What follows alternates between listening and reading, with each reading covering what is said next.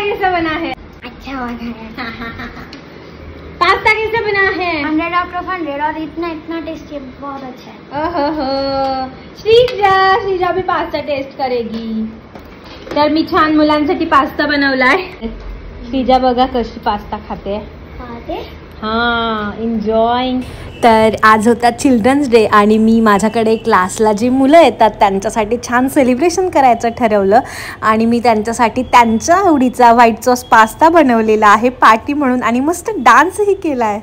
तर सगळ्याच मुलांना डान्स करायला खूप आवडतं आणि तसंच सेलिब्रेशन म्हटलं की डान्स आलाच पाहिजे। मग लहान मुलांची छान गाणी लावली आणि मुलांनी छान डान्स केला।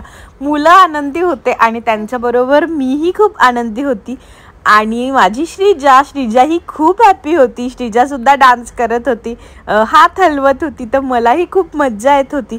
आणि सगळ्यात महत्त्वाचं म्हणजे चिल्ड्रन्स डे हा मुलांसाठी असतो, तर मुलांनी एन्जॉय केलंच पाहिजे आणि मुलं खुश तर आपण सगळेच खुश। तर खरंच मुलं ही देवाघरची फुलं असतात। श्रीजाचा पहिलाच चिल्ड्रन्स डे होता, त्यामुळे श्रीजानेही खूप एन्जॉय केलं। तर अशा पद्धतीने आम्ही छान चिल्ड्रन्स डे सेलिब्रेट केला। तुम्ही कशा प्रकारे चिल्ड्रन्स डे सेलिब्रेट केला मला नक्की कमेंट करून सांगा।